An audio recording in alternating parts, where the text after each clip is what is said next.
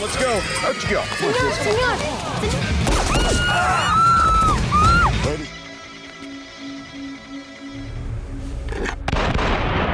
Close. Well done. Whoa. Let's go. No gracias. For one, kill bandit. The movie kicks off in the Bolivian jungle, where an elite Black Ops team is hanging out, playing cards, and joking around. This squad consists of Jensen, Roque, Pooch, and Cougar, each with their own unique skills. They're placing bets, even putting their weapons on the line, with Roque confidently tossing in 2 knives. But their fun is cut short when their leader, Colonel Clay, shows up and tells them it's time to get moving. They head out on a mission and are informed that an airstrike will back them up. Initially, they expect to be up against 50 armed men, but upon arrival, they realize there are women and children in the camp. Concerned about civilian casualties, they request to call off the strike, but the mysterious Max, who's running the show, refuses to listen. Not willing to stand by and watch innocent people die, the team takes matters into their own hands. They storm the camp, guns blazing, rounding up the kids, and freeing the women. Pooch finds an old school bus to use as an escape vehicle, while Clay saves a young boy being held at knife point.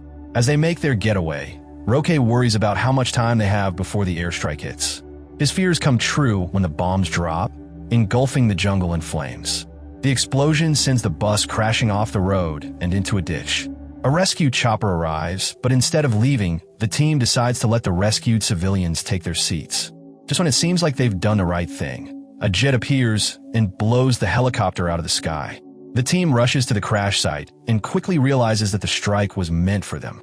Understanding they've been set up, they remove their dog tags and toss them into the fire, officially making themselves dead in the eyes of the world. A few days later, Clay and Roque are in a Bolivian town, betting on a cockfight and trying to figure out their next move. Someone seems to be tailing them, but they don't pay much attention as they grab some tacos and chat. Roque just wants to go home, but Clay is fixated on getting revenge. Later, at a bar, Clay drowns his frustrations in alcohol when a woman named Aisha approaches him. They start taking shots together, and sparks fly. But things take a turn when Clay senses something's off. A brawl breaks out between them, wrecking the hotel room and even setting the TV on fire. The fight only ends because they have to flee before the whole building burns down. Once outside, Aisha makes Clay an offer.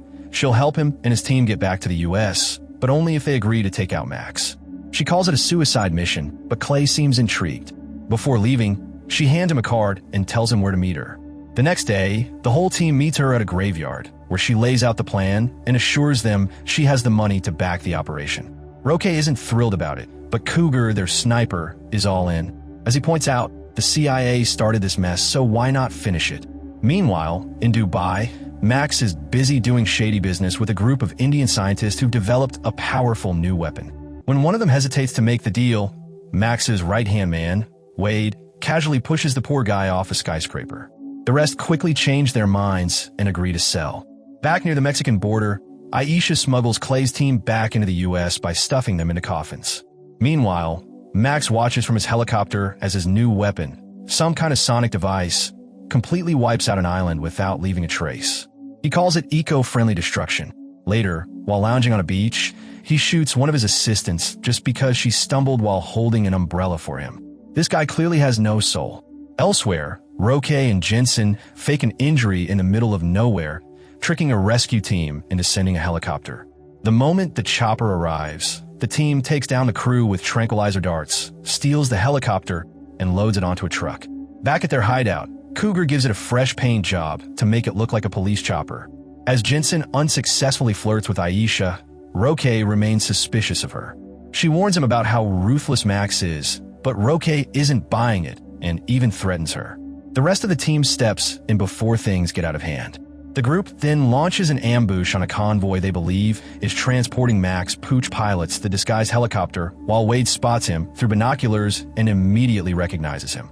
A gunfight breaks out, but the team manages to snatch the armored truck at the heart of the convoy using a giant magnet attached to the chopper. Back at their base, they crack open the truck and neutralize the soldiers inside, again using tranquilizers instead of bullets. But Max isn't there. Instead, they find a hard drive filled with encrypted files, and even Jensen can't crack the code without the right algorithm. Tensions flare between Clay and Roque over their next move. Roque, fed up with the whole thing, just wants his life back, while Clay insists on seeing this through. The argument turns physical, with Clay punching Roque in the face. Roque pulls a knife, but the rest of the team hold him back before things get worse.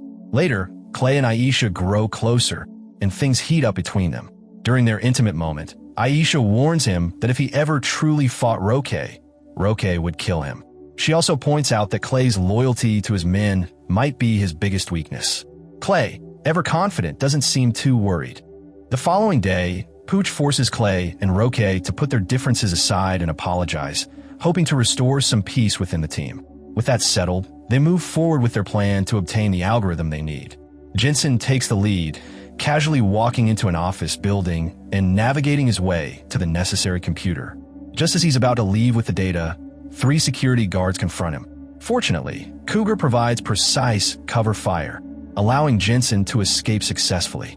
Later, at a junkyard on the outskirts of the city, Jensen hacks into the stolen drive and discovers that it holds Max's massive fortune, $400 million to be exact. He also finds a key detail.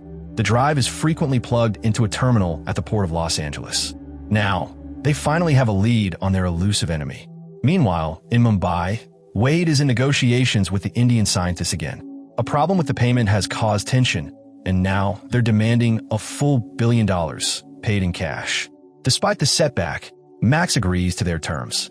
Back with the team, Pooch is feeling down, worried that his pregnant wife might give birth without him. Roque advises him to go home while he still can. Meanwhile, Jensen keeps working on the computer and notices something strange. $4 million has been withdrawn from the account. The money was intended for someone's daughter in case of their death.